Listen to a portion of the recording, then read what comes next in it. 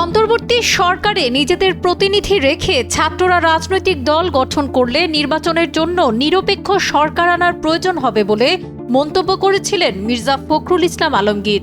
তার এই মন্তব্যের পাল্টা জবাবে এবার উপদেষ্টা আসিফ মাহমুদও নিজের ভেরিফাইড ফেসবুক প্রোফাইলে মির্জা ফখরুলকে ইঙ্গিত করে লিখলেন,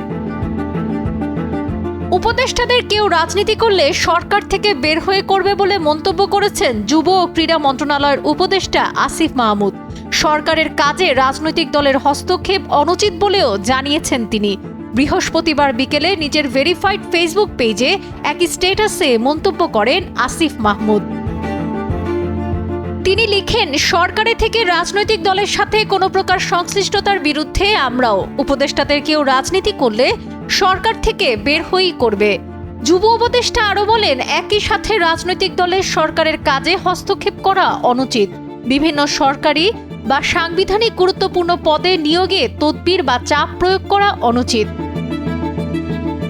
মঙ্গলবার বিবিসি বাংলাকে দেয়া সাক্ষাৎকারে বিএনপির মহাসচিব মির্জা ফখরুল বলেন, যদি সরকার পূর্ণ নিরপেক্ষতা পালন করে তাহলেই তারা নির্বাচন পরিচালনা করা পর্যন্ত থাকবে। কেউ না বুঝলেও আমরা আপনার প্রয়োজন বুঝি, আর তাই তো অত্যাধুনিক ফিচার সম্বলিত বিভিন্ন সাইজ আর কালারের 250-টিরও বেশি ডিজাইন অপশন নিয়ে ওয়ালটন স্মার্ট ফ্রিজ বোঝে আপনার প্রয়োজন।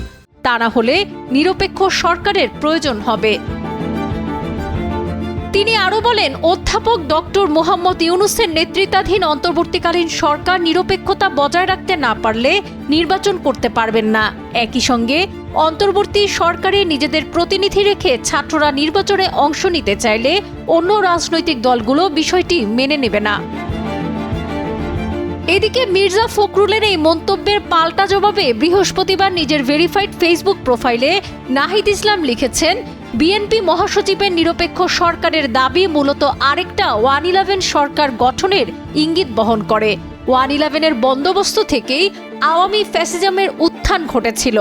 বিএনপি মহাসচিবের বক্তব্যে সামনে আরেকটা 1-11 সরকার, সংসদীয় সংখ্যাগরিষ্ঠতা ও নতজানু পররাষ্ট্রনীতির ধারাবাহিকতা এবং গুম খুন ও জুলাই হত্যাকাণ্ডের বিচার না হওয়ার আলামত রয়েছে। সাবরিনা কাজী, কালের কণ্ঠ।